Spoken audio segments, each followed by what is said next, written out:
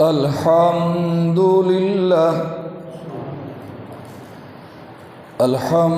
لله رب العالمين والعاقبة للمتقين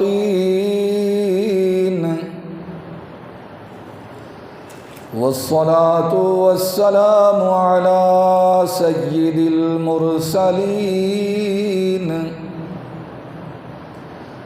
وعلى آله وأصحابه أجمعين أما بعد فأعوذ بالله من الشيطان الرجيم بسم الله الرحمن الرحيم هو الذي أرسل رسوله بالهدى ودين الحق ليظهره على الدين كله وكفى بالله شهيدا صدق الله العظيم یا ربی صلی وسلم دائما ابدا علی حبیبک خیر الخلق کلہم والحبیب الذی ترجى شفاعته لكل حول من الأحوال مقتحمی تقاضا ہے کہ پھر سے دنیا میں حق کا بول بالا ہو، تقاضا ہے کہ پھر سے دنیا میں شان حق ہویدا ہو، عرب کے ریگزاروں سے کوئی فاروق پیدا ہو، بڑا غوغا ہے کسر جہاں میں اہل باطل کا، بڑا غوغا ہے کسر جہاں میں اہل باطل کا، کوئی فاروق پھر اٹھے کہ حق کا بول بالا ہو، ما مدحت محمدا بمقالتی ولكن مدحت مقالتی بمحمدی۔ بلند آواز سے درود پاک پڑھ لیں۔ اللہم صلی علی محمد وعلی آل محمد کما صلیت علی ابراہیم وعلی آل ابراہیم انک حمید مجید۔ اللہم بارک علی محمد وعلی آل محمد کما بارکت علی ابراہیم وعلی آل ابراہیم انک حمید مجید۔ قابل قدر بزرگوں، عزیز ساتھیوں، آج محرم الحرام کی 4 تاریخ ہے۔ گزشتہ جمعہ میں محرم الحرام کی اہمیت اور اس مبارک مہینہ میں کیے جانے والے اجر و ثواب کے کام اور کچھ ایسے کام جو اس مہینہ میں لوگ ثواب سمجھ کر کرتے ہیں، مگر حقیقت میں ان کا تعلق اجر و ثواب سے نہیں بدعات سے ہے، ان کا تفصیل کے ساتھ ذکر کیا گیا۔ چونکہ یکم محرم الحرام کو دوسرے خلافت کے تاجدار خسر مصطفیٰ مراد مصطفیٰ داماد حضرت علی المرتضیٰ سیدنا عمر بن خطاب رضی اللہ تعالیٰ عنہ کی شہادت ہے، اس لیے آج کے مختصر وقت میں آپ کا کچھ تعارف، آپ کے کچھ فضائل و مناقب اور مختصر واقعہ شہادت عرض کیا جائے گا۔ دعا ہے رب ذوالجلال ہمیں محبوب کے ساتھ، محبت کے ساتھ ساتھ محبوب کے یاروں کے ساتھ، محبوب کے خاندان کے ساتھ سچی محبت، پیار، محبت اور عقیدت عطا فرمائے۔ سیدنا فاروق اعظم رضی اللہ تعالیٰ عنہ وہ شخصیت ہیں جن کا نام عمر ہے اور جن کے والد کا نام خطاب ہے، اور نامی پشت میں آمنہ کے لال صلی اللہ علیہ وسلم اور حضرت عمر بن خطاب رضی اللہ تعالیٰ عنہ کا سلسلہ نسب ایک ہو جاتا ہے۔ جب تک اسلام قبول نہیں کیا تھا تو کفر میں اس قدر پختہ تھے، دار الندوہ میں جو اجلاس ہوا کہ اگر آمنہ کے لال کی تحریک کو ختم نہ کیا گیا تو کل لات، منات، ود، یعوق، نصر کے نام کے چڑھاوے دینے والا کوئی بھی نہیں رہے گا، سب ایک اللہ کے نام کی نظر نیاز، منت منوتی دینے والے بن جائیں گے۔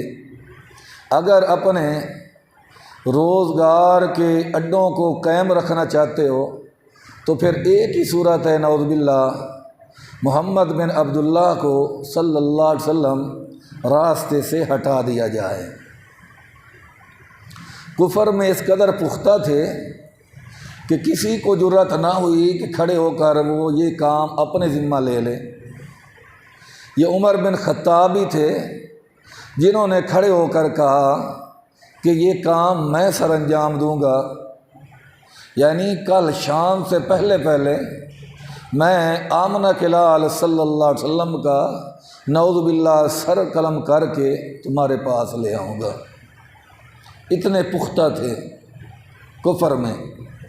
لیکن امیر شریعت سید عطا اللہ شاہ بخاری رحمۃ اللہ علیہ فرماتے ہیں کہ حضرت عمر بن خطاب کا ننگی تلوار لے کر آمنہ کے لال صلی اللہ علیہ وسلم کا سر مبارک لینے کے لیے جانا حقیقت میں اپنے سر دینے کی تمہید تھی، اپنا سر دینے کا آغاز تھا۔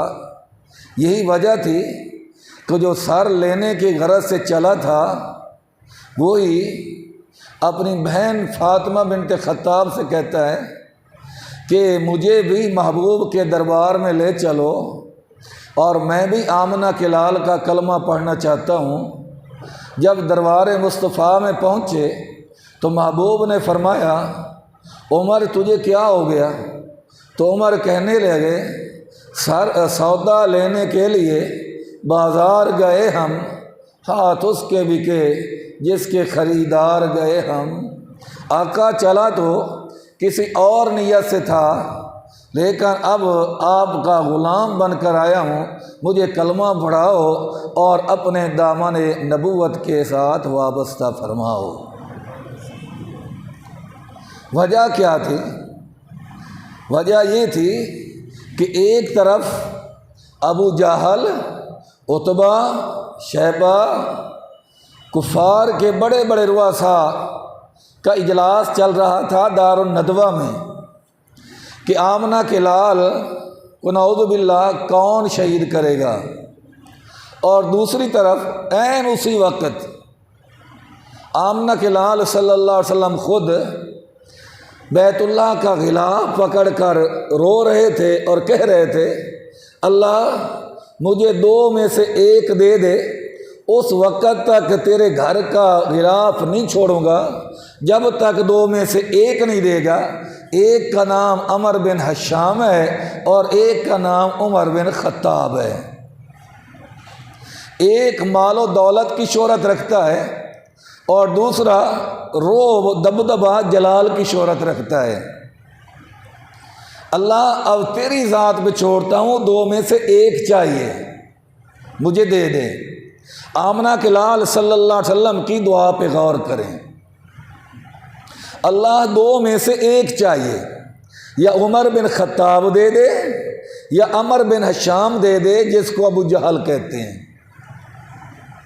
اب خالق کائنات نے فرمایا محبوب میں نے جو چیز بھی آپ کو عطا فرمائی ہے پہلے اس چیز کو دیکھا ہے کہ آپ کے منصب کے، آپ کی شان کے لائق ہے یا نہیں، تو پھر میں نے عطا کی ہے۔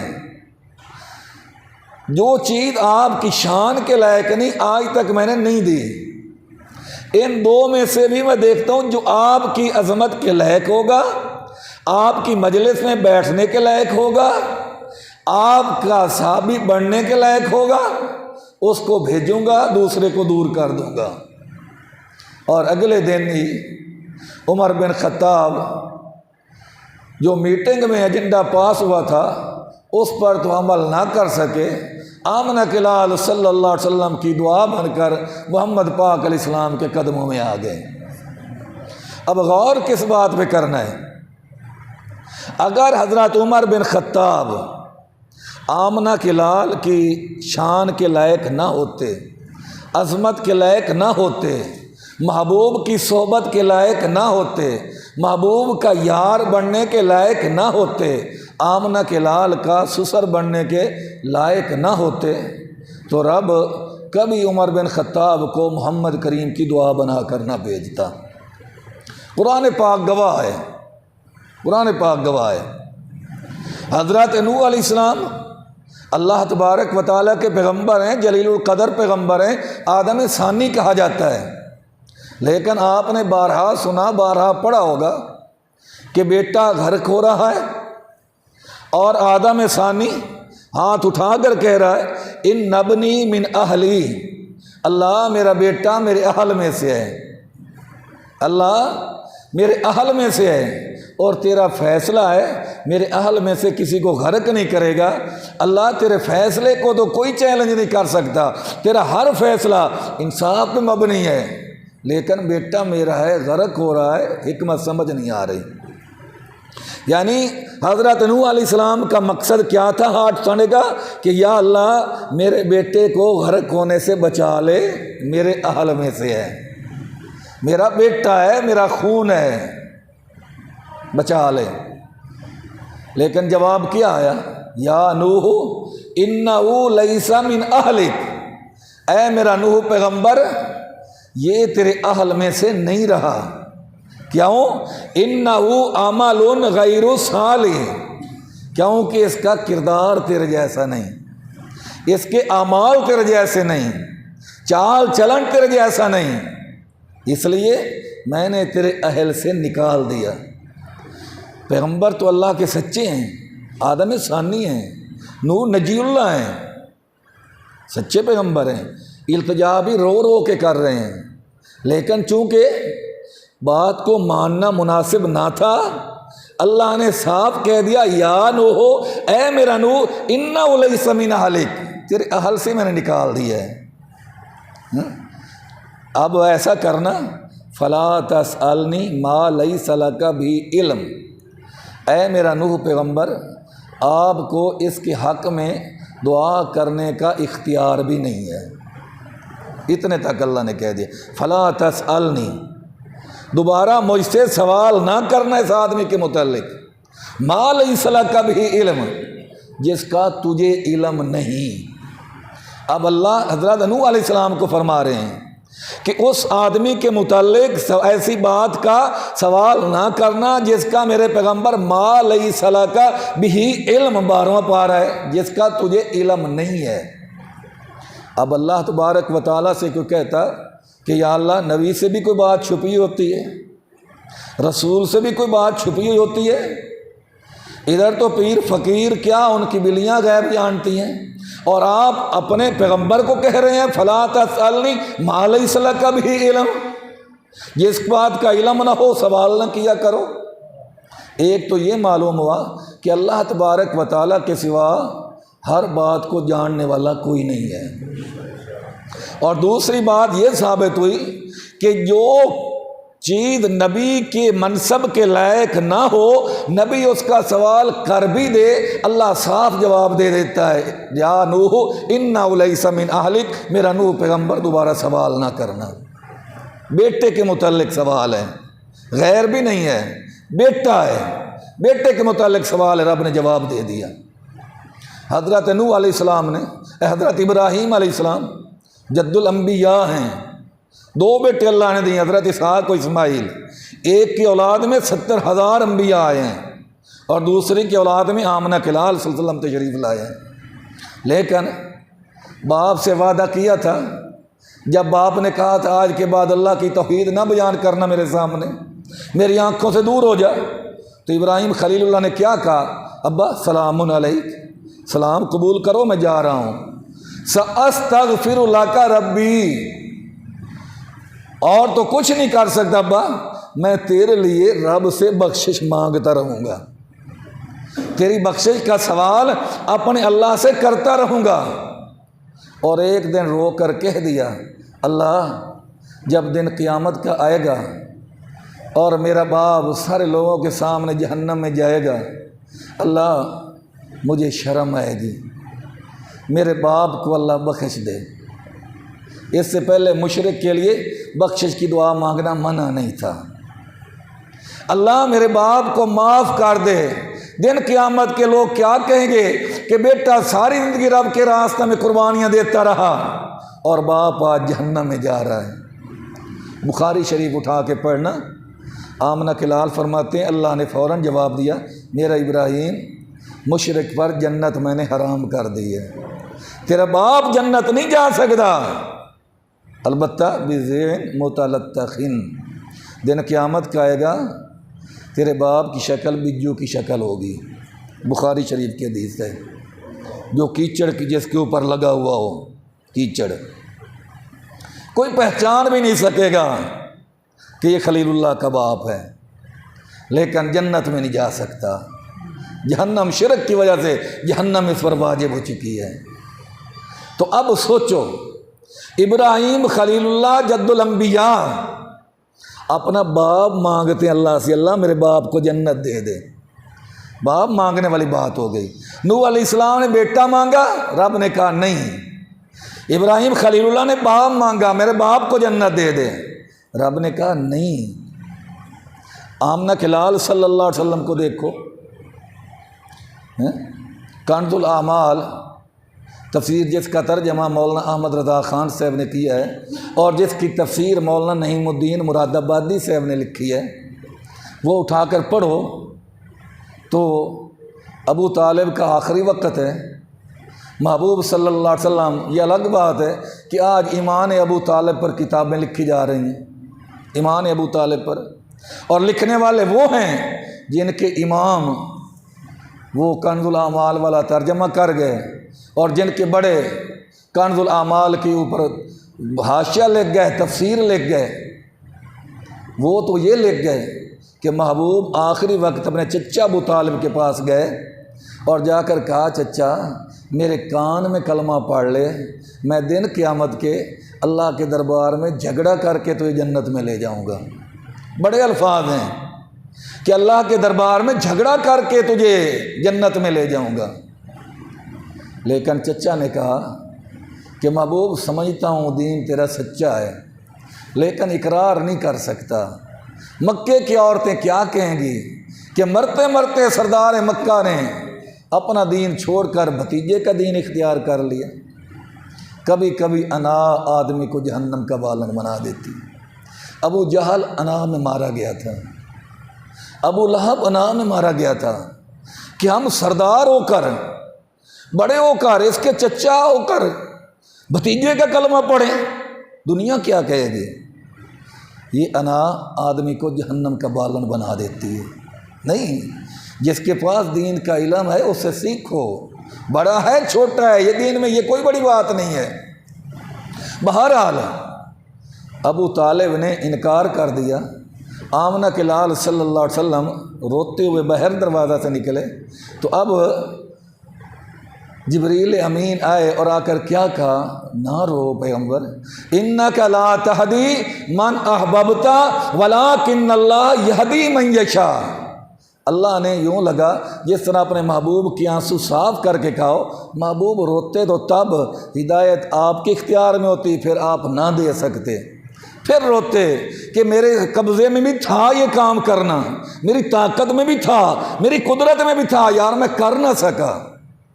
لیکن اس کام پہ کیا رونا جو کام اپنی طاقت میں ہی نہ ہو؟ ایک کام کرنے کی میرے اندر طاقت ہی نہیں ہے، اب میں اس پہ روؤں کہ میں یہ کر نہیں سکا، تو یہ تو رونا بیکار ہے۔ البتہ میری طاقت میں ہو، میری قدرت میں ہو، پھر میں نہ کر سکوں، مجھے پچھتاوا رہے گا کہ میں کر بھی سکتا تھا لیکن نہیں کر سکا، اس پہ تو میں روؤں۔ تو اس سے معلوم ہوتا ہے کہ ہدایت دینے کی قدرت آمنہ کے لال کے پاس نہ تھی۔ اگر آمنہ کے لال کے پاس ہوتی تو رب رونے سے نہ روکتا، کیونکہ طاقت تھی، پھر کلمہ نہ پڑھا سکے تو اب تو رونا بنتا تھا، رب کیوں روکتا؟ معلوم ہوا محبوب کے پاس ہدایت نہیں، ہدایت محبوب کے خدا کے پاس تھی، تو رب نے کہا محبوب جس کام کے کرنے کی طاقت ہی میں نے آپ کو نہیں دی، وہ کام آپ نہیں کر سکے تو پچھتاوا کس بات کا، رونا کس بات کا؟ انک لا تہدی من احببت ولکن اللہ یہدی من یشاء۔ محبوب ہدایت اسے ملے گی جسے میں خدا چاہوں گا۔ اب توجہ کرو، نقطہ سمجھانا چاہتا ہوں کہ نوح علیہ السلام نے بیٹے کے لیے دعا مانگی، رب نے صاف کہہ دیا نہیں، آپ کے منصب کے لائق نہیں ہے۔ حضرت ابراہیم خلیل اللہ نے باپ کے لیے دعا مانگی تو رب نے صاف کہہ دیا نہیں میرے خلیل، انہ من یشرک باللہ فقد حرم اللہ علیہ الجنہ، جس نے شرک کیا جنت حرام ہوگی، نہیں جا سکتا باپ تیرا جنت۔ آمنہ کے لال صلی اللہ علیہ وسلم نے چچا مانگا، اللہ بڑی اس نے خدمت کی ہے، اللہ دے دے کلمے کی دولت نصیب ہو جائے۔ جواب ہے انک لا تہدی من احببت ولکن اللہ یہدی من یشاء۔ اب آگے غور کرو، آمنہ کے لال صلی اللہ علیہ وسلم نے کعبے کا غلاف پکڑ کر اللہ سے کہا اللہ یا عمر بن حشام دے ابو جہل، یا عمر بن خطاب دے۔ اگر اللہ نوح علیہ السلام کو روک سکتا ہے، اگر اللہ ابراہیم علیہ السلام کو روک سکتا ہے تو اللہ محمد کریم علیہ السلام کو بھی روک دیتا۔ محبوب سینے کے راز میں جانتا ہوں، تجھے نہیں پتا جس کو مانگ رہے ہو کل یہ فدق کھا جائے گا۔ محبوب تجھے نہیں پتا کل تو خاتون جنت فاطمہ الزہرا کے گھر کو آگ لگائے گا۔ محبوب تجھے نہیں پتا یہ تو علی المرتضیٰ کا کل کو دشمن بنے گا، حضرت حسن حسین کا دشمن بنے گا۔ رب کہہ سکتا تھا یہ نہیں کہہ سکتا تھا، لیکن نہیں، رب نے عمر بن خطاب کا انتخاب کر کر محمد کریم علیہ السلام کے قدموں میں بھیج دیا۔ اب آمنہ کے لال حضرت عمر بن خطاب یا آمنہ کے لال کی پسند ہے یا خدا کی پسند ہے؟ یا آمنہ کے لال کا انتخاب ہے یا خدا کا انتخاب ہے؟ اب نہ تو آمنہ کے لال کو پتہ چلا کہ عمر بن خطاب دل سے کلمہ پڑھا ہے یا اس نے اوپر سے کلمہ پڑھا ہے کل میرے اہل بیت کا دشمن بنے گا، اور نہ خدا کو پتہ چلا نعوذ باللہ کہ عمر بن خطاب کل اہل بیت کا دشمن بنے گا۔ نہ اللہ کو پتہ چلا، نہ جبریل کو پتہ چلا، نہ محمد الرسول اللہ کو پتہ چلا۔ ایک بھنگی کو پتہ چل گیا، ایک ایسے آدمی کو پتہ چل گیا جو مہینے کے بعد پتہ منہ دھوتا ہے نہیں دھوتا، استنجا کرتا ہے نہیں کرتا؟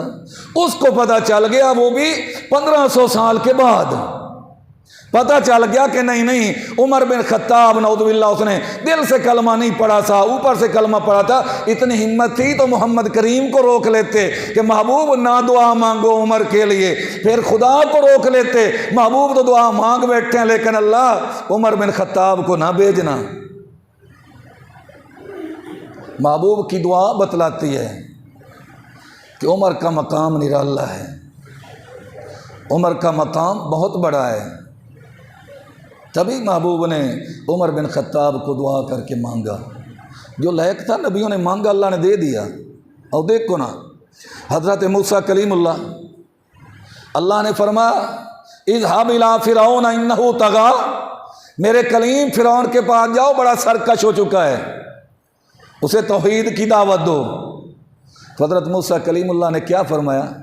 اللہ ایک ہوتا ہے، 2 11 ہوتے ہیں، اللہ سارا دنیا میں کفر ہی کفر ہے، شرک ہی شرک ہے، اور فرعون اپنے آپ کو خدا کہلواتا ہے۔ میری زبان میں لکنت ہے، مجھ سے زیادہ میرے بھائی ہارون علیہ السلام کی زبان میں فصاحت و بلاغت ہے۔ اگر آپ مہربانی فرما دیں ہارون اخشدد بی ازرے، میرے بھائی ہارون کو میرا بازو بنا دیں، یعنی انہیں نبوت عطا فرما دیں، تو ہم دونوں بھائی مل کر فرعون کے پاس چلے جائیں گے بلا خوف و خطر۔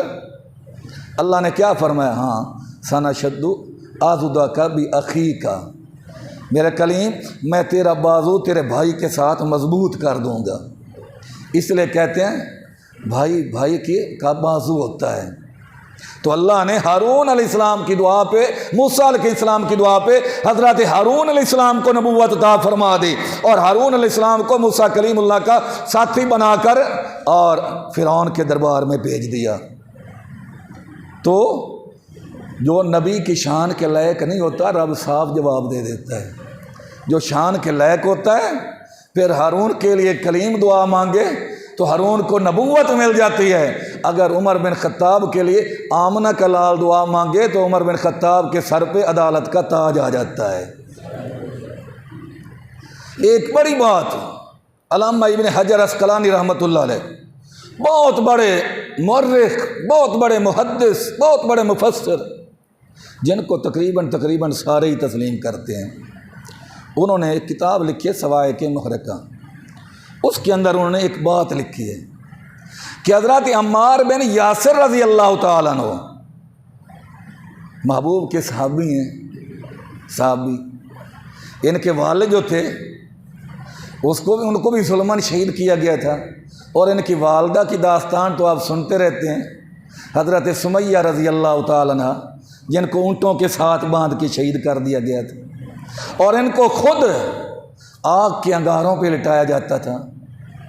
آمنہ کے لال صلی اللہ علیہ وسلم سے بھی برداشت نہ ہوا، محبوب ایک دفعہ گزرے تو یہ آگ کے انگاروں پہ لیٹے ہوئے تھے، احد احد کا ترانہ جاری تھا، تو اب محبوب نے یوں ہاتھ اٹھائے، اللہ اگر تو اپنے خلیل پہ آگ کو ٹھنڈا کر سکتا ہے تو میرے یار کے لیے بھی آگ کو ٹھنڈا کر دے۔ اللہ نے عمار بن یاسر کے لیے آگ کو گلزار بنا دیا محبوب کی دعاؤں پہ۔ ایک دفعہ محبوب سے عرض کرنے لگے، یا رسول اللہ صلی اللہ علیہ وسلم آج میرا دل چاہتا ہے عمر بن خطاب کے متعلق تو کچھ بتاؤ، ان کی فضیلت تو کچھ بتاؤ، ان کی عظمت تو کچھ بتاؤ۔ تو آمنہ کے لال صلی اللہ علیہ وسلم نے فرمایا، عمار میں نے یہی سوال جبریل سے کیا تھا، جبریل امین سے، جو 1,24,000 انبیاء اکرام کے پاس گیا تھا۔ میں نے اس کو کہا تھا، جبریل آج میرا جی چاہتا ہے زبان تیری ہو، شان میرے عمر بن خطاب کی ہو۔ اپنی زبان سے عمر بن خطاب کی شان تو میرے سامنے بیان کر۔ علامہ ابن حجر عسقلانی نے لکھا ہے، میں اپنی طرف سے نہیں کہہ رہا۔ تو جبریل علیہ السلام کا جواب کیا تھا، سنیں ذرا۔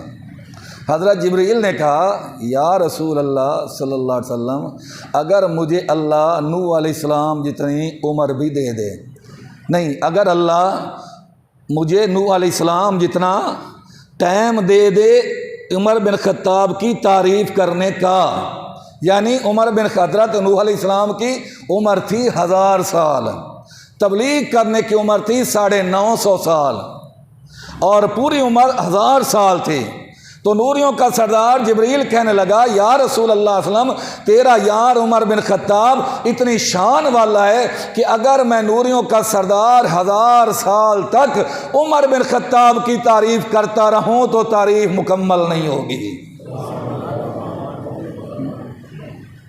اب خود اندازہ لگاؤ، جن کی تعریف کے متعلق نوریوں کا سردار کہے، جس نے 1,24,000 انبیاء کے در پہ حاضری دی ہو، وہ کہے کہ اگر 1000 سال بھی میں تعریف کروں تو عمر بن خطاب کی تعریف مکمل نہیں ہو سکتی، اس کو اگر کوئی میرے جیسا کم علم آدمی، کوئی شرابی کبابی، کوئی ان کے متعلق تبرہ کرے، جو ان پہ طعن و تشنیع کرے، تو ایسے ہی ہے جیسے کوئی چاند پہ تھوکنے کی کوشش کرے، اپنے چہرے پہ آئے گی، چاند تک تو تھوک پہنچ نہیں سکتی۔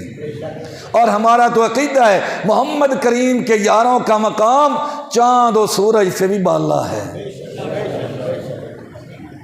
وہ آسمان کے ستارے ہیں، محمد کے یار آفتاب نبوت کے ستارے ہیں، آفتاب نبوت کے ستارے ہیں۔ محبوب نے فرمایا اصحابی کن نجوم بأیہم اقتدیتم اہتدیتم، میرے صحابہ تاروں کی مانند ہیں، جس کے دامن کے ساتھ لگ جاؤ گے راہ پا جاؤ گے۔ اس سے بڑھ کر علامہ ابن حجر رحمۃ اللہ علیہ نے ایک اور واقعہ بھی لکھا ہے، توجہ سے سنیں گے۔ وہ واقعہ کیا ہے؟ حضرت نوح علیہ السلام کی قوم جب نہ مانی، نوح علیہ السلام نے اللہ کے دربار میں بد دعا کر دی۔ اللہ نے فرما دیا میرا پیغمبر وَاصْنَعِ الْفُلْكَ بِأَعْيُنِنَا، میرے سامنے کشتی تیار کرو اور مومنوں کو سوار کر لینا، جب پانی آئے کافر غرق ہو جائیں گے۔ علامہ ابن حجر عسقلانی رحمۃ اللہ علیہ لکھتے ہیں کہ حضرت نوح علیہ السلام نے کشتی بنانی شروع کی۔ ایک کیڑا، وہ بھی اللہ کی مخلوق تھا، دن میں جتنا کام کرتے کیڑا رات کو آتا اور وہ لکڑی کھا جاتا، اگلا دن کچھ اور بناتے، رات کو کیڑا آتا پھر کھا جاتا، اگلے دن پھر محنت کرتے، رات کو کیڑا آتا پھر وہ لکڑی کھا جاتا۔ تو ایک دن اللہ کے دربار میں عرض کرنے لگے الہ العالمین، میں بناتا رہوں گا کیڑا کھاتا رہے گا، اللہ یہ کشتی کب مکمل ہوگی؟ مہربانی فرما کیڑے سے کشتی کی حفاظت فرما۔ اب تو کہتے ہیں کہ جو چاہیں وہی کر دیں۔ نوح علیہ السلام تو ایک کیڑے کو نہیں مار سکے، ایک کیڑے کو، اور یہ کہتا ہے کہ اگر وہاں سے لکڑی کاٹو گے ٹانگ ٹوٹ جائے گی، پیٹ میں ایسا درد پڑے گا جو مرنے کے بعد ہی ختم ہوگا۔ ان کی شان زیادہ ہے یا نوح علیہ السلام کی شان زیادہ ہے؟ وہ اللہ کے دربار میں کہہ رہے ہیں یا اللہ اس کیڑے سے جان چھڑا، میں بناتا ہوں یہ کھا جاتا ہے۔ تو اللہ تعالیٰ نے فرمایا میرا نوح پیغمبر، میری مخلوق میں سے جو 5 اکابرین مخلوق ہیں، اکابرین کے بڑے ہیں، ان کے نام کشتی پہ لکھوا دو، لکھ دو، کیڑا کشتی کو نہیں کھائے گا، کشتی کو نہیں کھائے گا۔ اب نوح علیہ السلام نے عرض کیا الہ العالمین وہ 5 اکابر کون ہیں؟ تو جواب آیا پہلے آمنہ کلال حضرت محمد الرسول اللہ صلی اللہ علیہ وسلم، جن کے صدقے میں نے کارخانہ کائنات بنایا ہے، اور دوسرا میرے محبوب کا پہلا یار ابوبکر صدیق، اور دوسرا یار عمر بن خطاب، اور چوتھا عثمان بن عفان، 5واں علی المرتضیٰ۔ ابھی آئے نہیں لیکن تذکرے پہلے، اسی کو رب نے قرآن میں کہا ذالک مثلہم فی التوراۃ و مثلہم فی الانجیل۔ ان کو بھونکو گے جن کا تذکرہ تورات میں موجود ہے، انجیل میں موجود ہے۔ واقعہ یاد آ گیا تورات و انجیل سے۔ حضرت عمر بن خطاب رضی اللہ تعالیٰ عنہ کا جب دور خلافت آیا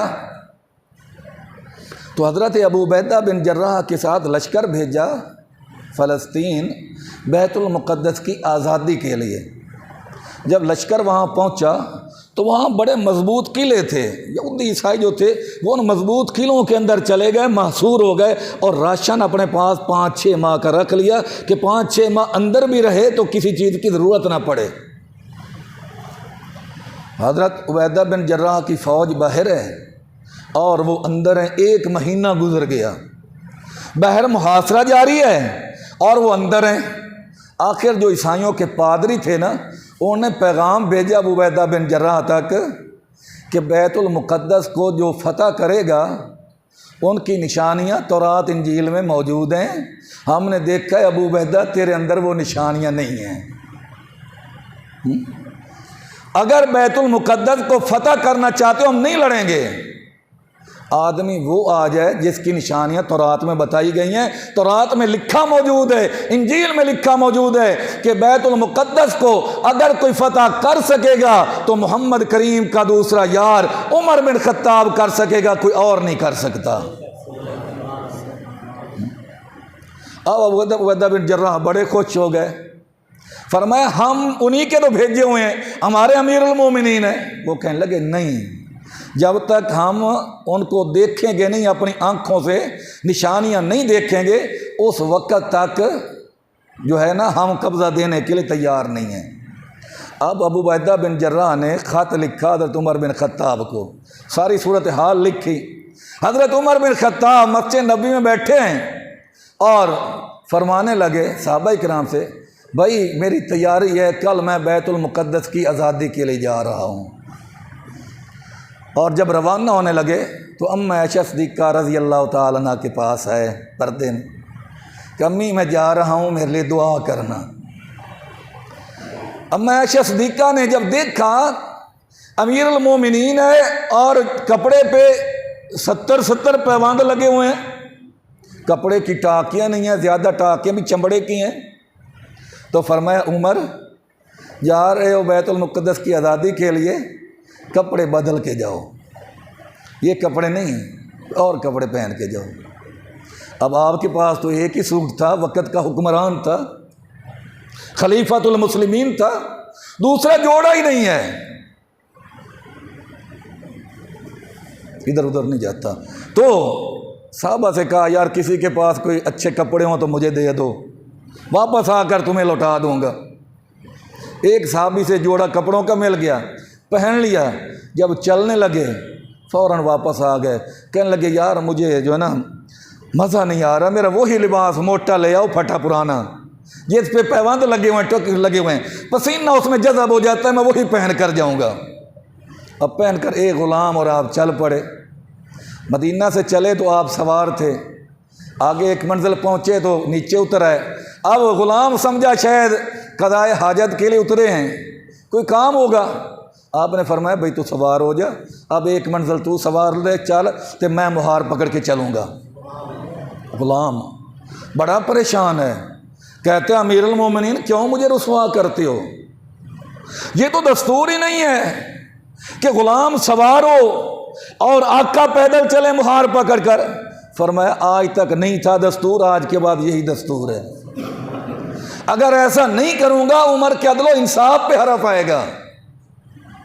روایات میں آتا ہے، مختصر کروں، ایک منزل آپ سوار ہوتے، ایک منزل وہ سوار ہوتا، ایک منزل دونوں پیدل چلتے کہ اونٹ کچھ سستا لے، مریل اونٹنی تھی، کمزور اونٹنی۔ اب جب قریب پہنچے تو کیا دیکھا، ایک روایت میں آتا ہے کہ نہر تھی چھوٹی سی، اور ایک روایت میں آتا ہے کہ کیچڑ تھا، پھسلاہٹ تھی، سمندر کا ایسا مقام تھا جہاں پھسلاہٹ ہی پھسلاہٹ تھی، کیچڑ ہی کیچڑ تھا۔ جب وہاں پہنچے تو حضرت عمر بن خطاب کی باری تھی پیدل چلنے کی، اور پاؤں نیچے جو آیا تو جوتا کبھی کبھی ٹوٹ جاتا ہے، پہلے بھی ٹوٹا ہوا تھا، اب عمر بن خطاب کا جوتا بھی ٹوٹ گیا۔ جب جوتا ٹوٹ گیا، اب ایک ہاتھ میں اونٹ کی مہار ہے، ایک ہاتھ میں ٹوٹا ہوا جوتا ہے، اور وقت کا حکمران جو فرش پہ بولتا ہے، عرش سے قرآن بند کراتا ہے، وہ پیدل مہار پکڑ کر جا رہا ہے، جوتا ہاتھ میں ہے۔ کہاں سے لاؤ گیا ایسا حکمران؟ کہاں سے لاؤ گیا ایسا امیر المومنین؟ یہ ریاست مدینہ ہے، یہ ریاست مدینہ، نام لینا آسان ہے، اب حضرت عبیدہ بن جراح دوڑ کے آئے کہ امیر المومنین تشریف لائیں، استقبال کریں۔ استقبال کیا، اور عبیدہ بن جراح نے بھی یہی کہا کہ آپ ایسا کرو، یہ کپڑے ہیں یہ پہن لو، مہربانی کرو، یہاں ہم نے آپ کے دبدبے روب کا بڑا چرچا کر رکھا ہے، کفر کانپ رہا ہے، اور جب آپ کی حالت دیکھیں گے تو کہیں حالات خراب نہ ہو جائیں۔ حضرت عمر بن خطاب نے فرمایا لاؤ پھر کپڑے آ گئے، پھر پہن لیے۔ اب کپڑے پہن کر عبیدہ بن جراح نے کہا یہ مریل سی اونٹنی کمزور ہے، مہربانی کرو، یہ بہترین گھوڑا ہے، اس پہ سوار ہو کر چلو شان و شوکت کے ساتھ۔ فرمایا ٹھیک ہے، کپڑے پہن لیے، گھوڑا آ گیا۔ اب ایک رکاب میں پاؤں رکھا ہے، دوسرے میں بھی نہیں رکھا، تو فوراً نیچے چھلانگ لگا دی۔ فرمایا ہلاک عمر، ہلاک عمر، ہلاک عمر، عمر ہلاک ہو گیا، عمر ہلاک ہو گیا، میرے وہی کپڑے لاؤ، وہی کپڑے پہنے، وہی ٹوٹا جوتا ہاتھ میں، مہار پکڑے جا رہے ہیں۔ عیسائیوں کے پادری چھتوں پہ بیٹھے ہیں، بالا خانے بیٹھے ہیں، تورات انجیل کھول کے آنے والے کی نشانیاں دیکھ رہے ہیں۔ ایک کہنے لگا جو سوار ہے نا وہی امیر المومنین ہے مسلمانوں کا۔ دوسرا کہنے لگا نہیں، جو مہار پکڑ کے آ رہا ہے نا یہ امیر المومنین ہے۔ تیسرے نے کہا کتابیں جو سامنے پڑھی ہیں دیکھ لو۔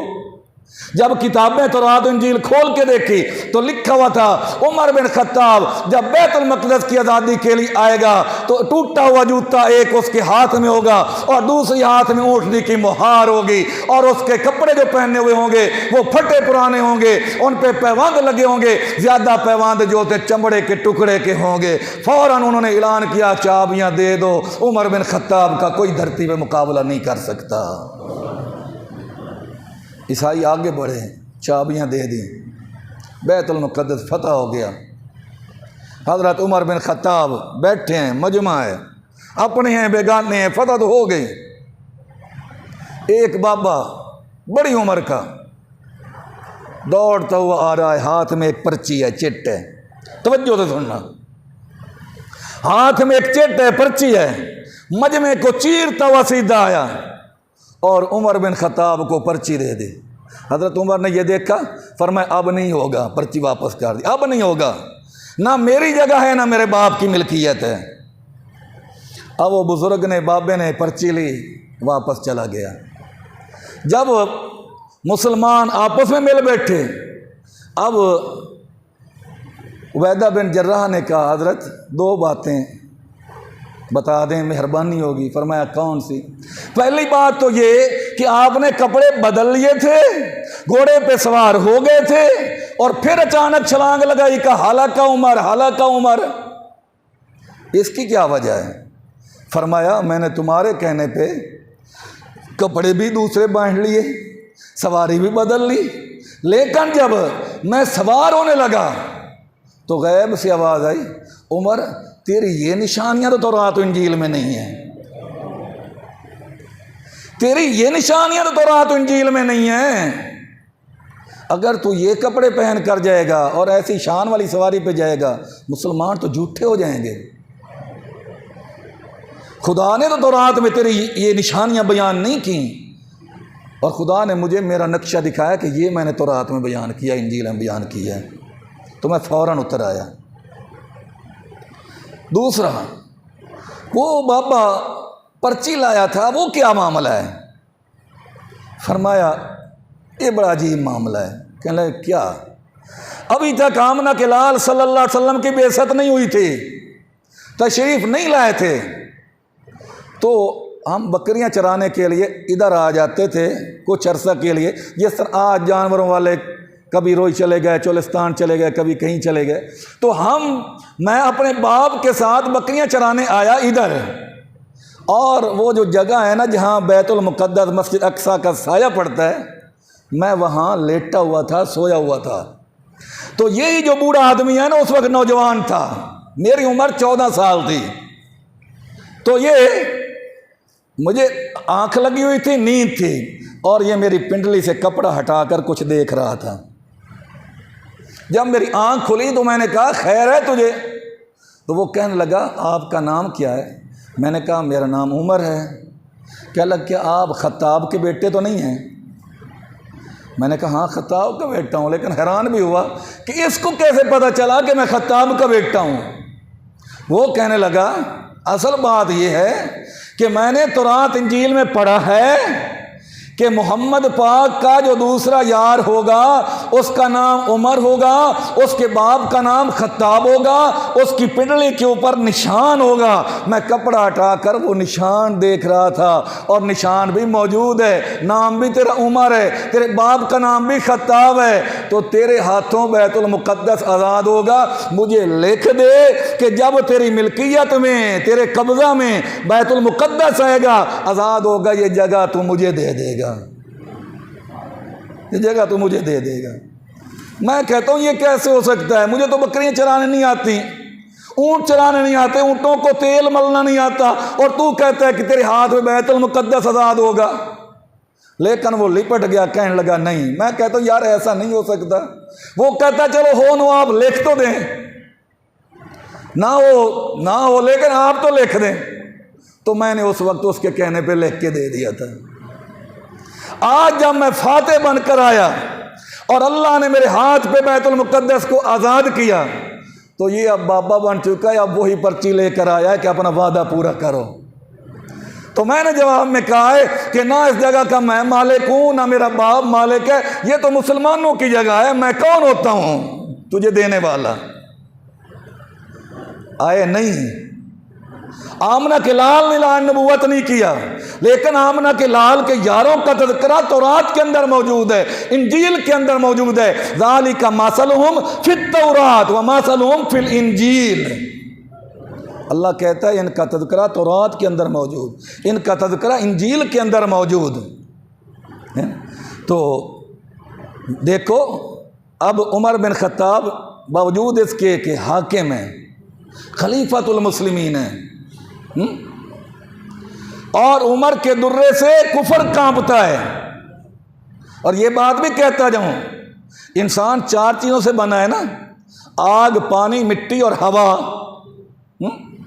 اور یہ چاروں چیزیں جو عناصر اربع ہیں، ان کا حکمران کس نے دیکھنا ہو تو عمر بن خطاب ہے۔ ان کا آرڈر ہوا بھی مانتی ہے، یہاں سارد الجبل کہتے ہیں 300 میل تک آواز پہنچ جاتی ہے، ہوا لے کر جاتی ہے۔ لوگ کہتے ہیں کیسے جا سکتی ہے؟ میں نے کہا تیرا موبائل آواز پہنچا سکتا ہے، ایک ملک سے دوسرے ملک میں، میرا خدا عمر بن خطاب کی آواز نہیں پہنچا سکتا۔ آگ بھی اس کا حکم مانتی ہے، پہاڑ سے آگ نکلنے لگی، فرمایا جاؤ میری چادر لے دو، پھینک دینا آگ کے اوپر، آگ بجھ جائے گی، آگ بجھ گئی۔ مٹی بھی حکم مانتی ہے، زلزلہ آنے لگا، پاؤں کی ٹھوکر ماری، رک جا، کیا عمر نے انصاف نہیں کیا تیرے اوپر؟ زلزلہ رک گیا۔ ہوا آپ کو، دریا خشک ہو گیا، دریا۔ اب کوئی آدمی سوچ سکتا ہے کہ دریا بھی خط سے چل پڑے؟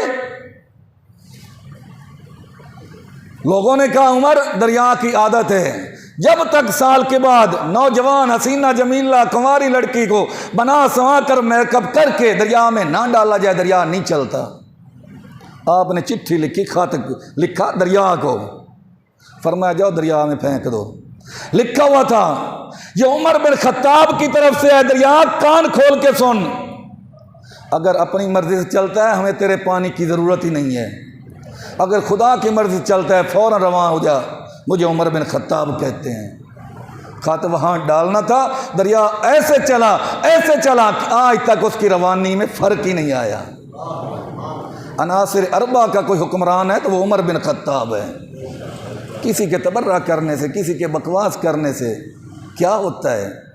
کتا جو آسمان کی طرف منہ کر کے چاند کو بھونکتا رہے، تاروں کو بھونکتا رہے، بھلا چاند تاروں کا کیا نقصان ہے؟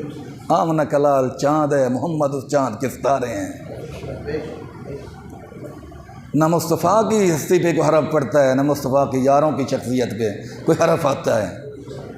مختصر کروں، یہی عمر بن خطاب، عنوان بڑا طویل ہے۔ جب جبریل کہتا ہے یار مجھے عمر نوح مل جائے، عمر نوح میں حضرت عمر بن خطاب کی تعریف کا حق ادا نہیں کر سکتا، تو ہم کون ہیں؟ حج بیت اللہ کے لیے تشریف لے گئے، عرفات کا میدان ہے، مقام ابتدا ہے، وہاں بیٹھے ہیں تنہائی میں اور رو کر کہہ رہے ہیں اللہ میری ہڈیاں کمزور ہو گئیں، قوا کمزور ہو گئے، اب خلافت کا وزن میں نہیں اٹھا سکتا، اللہ مہربانی فرما، اللہم ارزقنی شہادتاً فی سبیلک و وفاتاً فی بلد رسولک، اللہ ایک تو مجھے شہادت کی موت دے، دوسرے محبوب کے شہر میں دے۔ جن لوگوں نے دعا سنی وہ حیران ہے، ایک دوسرے سے کہہ رہے ہیں دیکھو یار امیر المومنین کو کیا ہو گیا، مدینہ کی اللہ نے حفاظت کا ذمہ لیا، یہاں کوئی حملہ نہیں کرے گا، اور عمر بن خطاب کو پوری عوام نے زبردستی روکا ہے، آپ اب کسی جہاد میں تشریف نہیں لے جائیں گے، اب یہیں رہیں گے، یہ جہاد میں نہیں جائیں گے، دشمن مدینہ پہ حملہ نہیں کرے گا، یہ کہتے ہیں موت بھی شہادت کی ہو اور آئے بھی محمد پاک کے شہر کے اندر۔ لوگ دعا پہ حیران ہیں، لیکن رب کیا کہہ رہا؟ رب کہہ رہا تھا عمر میں نے تیری سن لی، موت بھی دوں گا، شہادت کی دوں گا، اور تو نے کہا ہے مدینہ میں موت آئے، محبوب مدینہ میں دوں گا، اس سے بڑھ کر کیا کرو گے؟ اللہ فرمایا محمد پاک کے روضے میں تدفین بھی کروا دوں گا۔ تو نے تو صرف مدینہ مانگا ہے، میں مدینہ کا جو دل ہے محمد پاک کا روضہ انور، اس میں تیری تدفین نہ کراؤں تو مجھے خدا نہ کہنا۔ دعا مانگ کر واپس آ گئے، رات کو خواب دیکھا، کوئی سرخ رنگ کا مرغ ہے، اس نے 3 چونچے مارے خواب میں۔ صبح اٹھے تو اپنی بیٹی کے پاس گئے، حضرت حفصہ رضی اللہ تعالیٰ عنہا جو آمنہ کے لال صلی اللہ علیہ وسلم کی زوجہ محترمہ تھیں اور حضرت عمر بن خطاب کی بیٹی تھی۔ اب دیکھو عمر کی بیٹی ہے وہ آمنہ کے لال کے گھر ہے، اور حضرت علی کی بیٹی ام کلثوم یہ حضرت عمر کے گھر ہے۔ اب بھی کسی کو رشتہ سمجھ نہ آئے تو کسی کا کیا قصور ہے؟ تو اپنی بیٹی اپنے دشمن کو نہیں دیتا، علی نے اپنی بیٹی عمر بن خطاب کو کیسے دے دی؟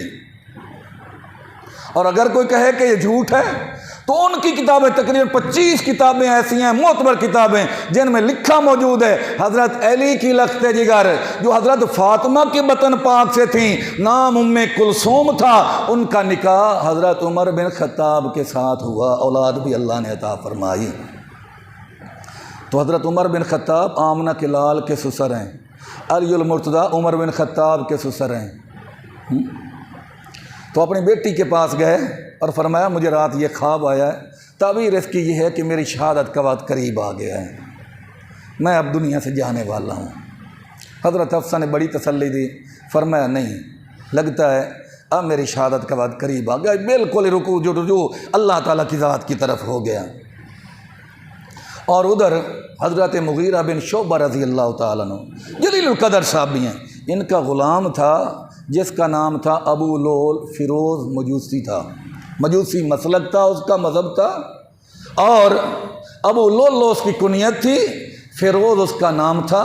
جب ایران فتح ہوا تو یہ گرفتار ہو کر آیا، اور جب باندیاں غلام بنائے گئے یہ لوگ تقسیم ہوئے تو یہ حضرت مغیرہ بن شعبہ کے آیا، حصے کے اندر آیا مال غنیمت کے طور پہ۔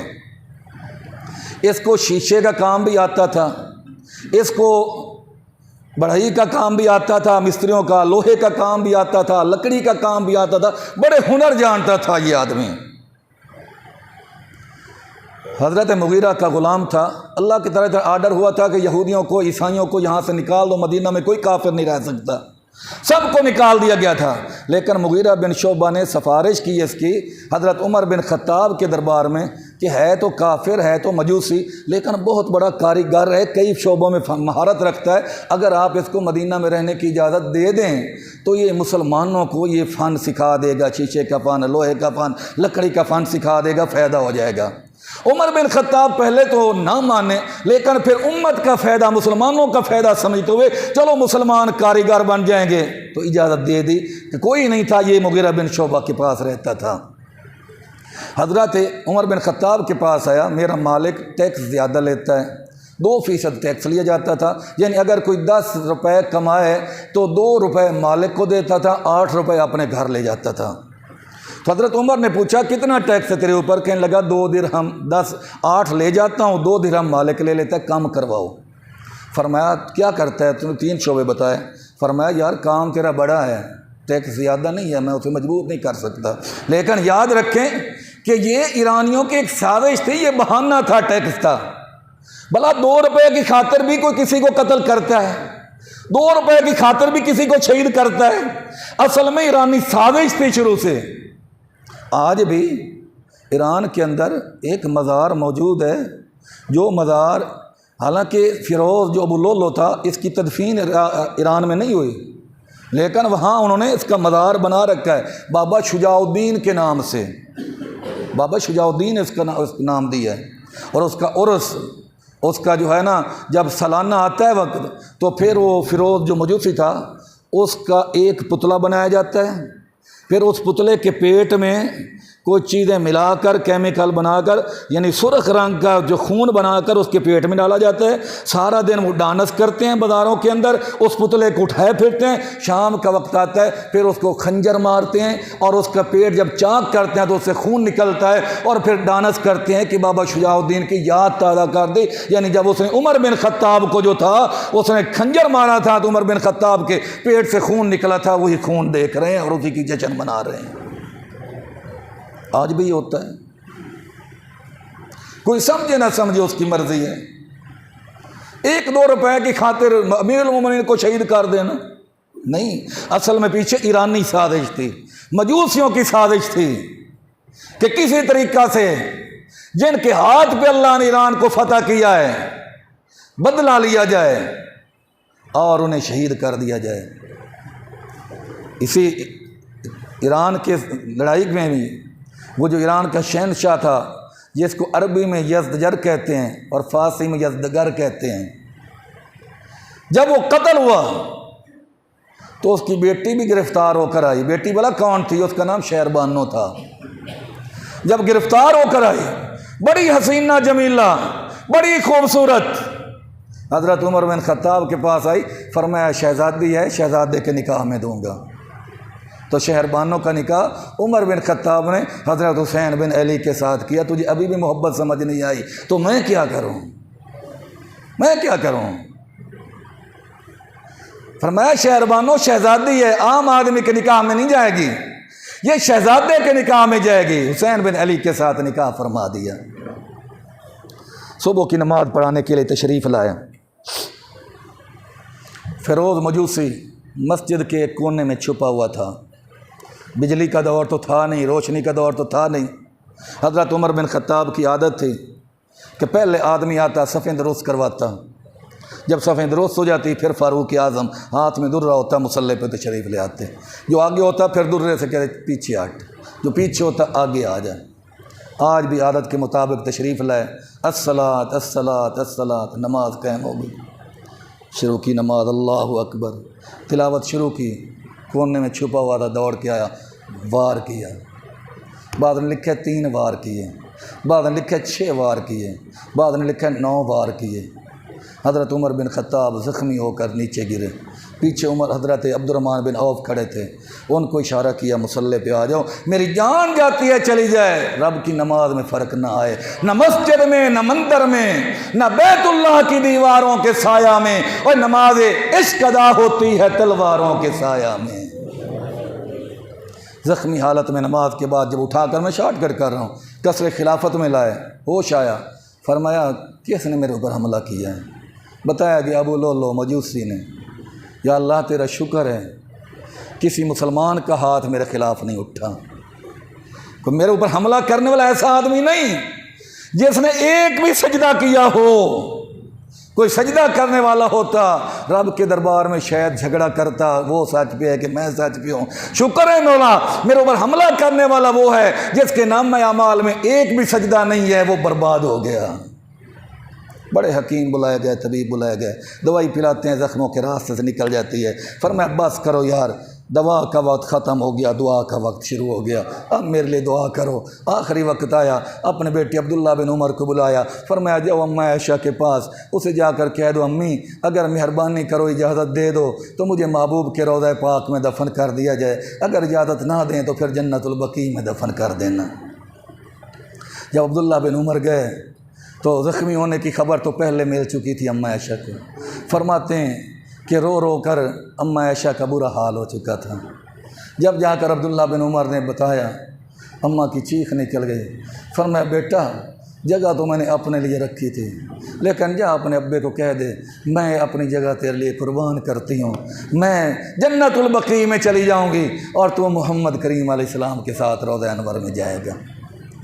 ادب دیکھو، جب عبداللہ بن عمر واپس آئے، کس نے بتایا؟ عبداللہ واپس آ رہے ہیں۔ فرمایا مجھے یار سیدھا کر کے بٹھا دو۔ حضرت اتنی زخم ہے کیسے بٹھائیں؟ فرمایا پھر بھی بیٹھاؤ، میں اپنی ماں کا جواب لیٹ کر نہیں سننا چاہتا، بے ادبی سمجھتا ہوں۔ ان کو لوگ بھونکتے ہیں، ان پہ تبرہ کرتے ہیں۔ وہ لوگ تم نے ایک ہی شوخی میں کھو دیے اور پیدا کیے فرق نے تھے جو خاک چھان کے۔ کیسے کہاں سے لاؤ گے ایسے لوگ؟ کہاں سے لاؤ گے؟ محبوب صلی اللہ علیہ وسلم نے فرمایا میں ذمہ داری سے کہہ رہا ہوں، کوئی مرتا ہے بیٹا مرتا ہے باپ روتا ہے، باپ مرتا ہے بیٹا روتا ہے، بھائی مرتا ہے بھائی روتا ہے، بیٹی مرتی ہے ماں روتی ہے، ماں مرتی ہے بیٹی روتی ہے۔ لیکن محبوب نے فرمایا عمر جب تو فوت ہوگا قیامت کی صبح تک اسلام تیرے اوپر روتا رہے گا۔ یار کیا وجہ ہے؟ یہ تو یاد رہتا ہے آدمی کو، من کن تو مولا فعلی مولا، انکار تو نہیں ہے۔ حضرت علی کی شان ہمارے ایمان کا حصہ ہے، انکار نہیں ہے، لیکن یہ یاد ہے کہ محبوب نے فرمایا جس کا میں مولا ہوں اس کا علی مولا ہے، جس نے مجھے علی کو گالی دی اس نے مجھے گالی دی۔ یہ تو پتہ ہے محبوب نے فرمایا فاطمہ تو بذات منی، فاطمہ میرے دل کا ٹکڑا ہے۔ یہ کیوں نہیں پتا کہ محبوب نے فرمایا عمر کی موت پر قیامت کی صبح تک اسلام روتا رہے گا۔ عمر جس راستے سے گزرتا ہے شیطان وہ راستہ چھوڑ جاتا ہے۔ محبوب نے فرمایا میرے بعد اگر کوئی نبی ہوتا تو عمر بن خطاب ہوتا۔ لڑائی کس بات کی ہے؟ جھگڑا کس بات کا ہے؟ جو محبوب نے علی کے حق میں فرمایا وہ بھی ہم مانتے ہیں، جو محبوب نے صدیق کے حق میں فرمایا وہ بھی مانتے ہیں، جو عمر کے حق میں فرمایا وہ بھی مانتے ہیں، جو عثمان کے حق میں فرمایا وہ بھی مانتے ہیں، جو مولا علی کے حق میں فرمایا وہ بھی مانتے ہیں۔ ہم تو محبوب کے غلام ہیں، جہاں محبوب کا حکم آ جائے ہم وہاں سر جھکا دیتے ہیں۔ ہم ایسا نہیں کرتے کہ جو کچھ ایک کے حق میں وہ تسلیم کر لیا جائے اور جو کچھ محبوب دوسرے کے حق میں فرمائیں اس کو حلوہ سمجھ کر ہضم کر لیا جائے، یہ ہضم نہیں ہوگا۔ عمر عمر ہے، عمر عمر ہے، عمر نہیں تو کچھ بھی نہیں ہے۔ ایک آدمی، تفصیل پھر کبھی یاد کروں گا، سید امیر شریعت اللہ شاہ بخاری کے پاس آیا، شیعہ تھا، رافضی تھا، کہنے لگا حضرت کئی بچے ہوئے سب فوت ہو جاتے ہیں بچپن میں، دعا کرو میرا بچہ ہونے والا ہے اللہ اسے لمبی عمر دے، زندگی دے۔ آپ نے دعا فرما دی، بچہ ملا، عمر والا ملا۔ جب 2-3 سال کا ہو گیا پھر وہ آیا شاہ جی کے پاس، آ کر کہنے لگا شاہ جی مولا علی کا بڑا کرم ہے، عمر والا بیٹا دے دیا۔ فرمایا اس وقت تو دعائیں مجھ سے کروا رہا تھا، اب کہتا ہے مولا علی کا کرم ہے اللہ عمر والا بیٹا دے دیا۔ مولا علی کا نہیں، یہ مولا علی کے خدا کا کرم ہے۔ لیکن یاد رکھ اگر تیرے بیٹے کے ساتھ عمر وفا نہ کرتی تو آج تیرا بیٹا زندہ نہ ہوتا۔ یہ عمر کی وفا ہے، عمر ہے تو بندہ زندہ ہے، عمر نہیں تو مردہ ہے۔ اس لیے کسی کے کہنے سے کچھ نہیں بنے گا۔ عمر کل بھی عدالت کا تاجدار تھا، سنیوں کے آنکھوں کا نور تھا، دل کا سرور تھا۔ آج بھی ہماری آنکھوں کا نور ہے، دل کا سرور ہے۔ مر سکتے ہیں، کر سکتے ہیں، جان دے سکتے ہیں، اولاد قربان کر سکتے ہیں، قسم رب کعبہ کی عمر سے دوری برداشت نہیں کر سکتے۔ ہماری تو دعا ہے جب تک زندہ رہیں حضرت عمر کی غلامی میں رہیں، قیامت کے دن جب اٹھیں تو اللہ ان کا ساتھ عطا فرما دے۔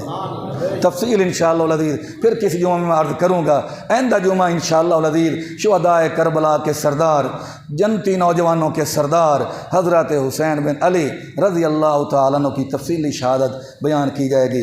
وقت پہ تشریح لانے کی کوشش کرنا۔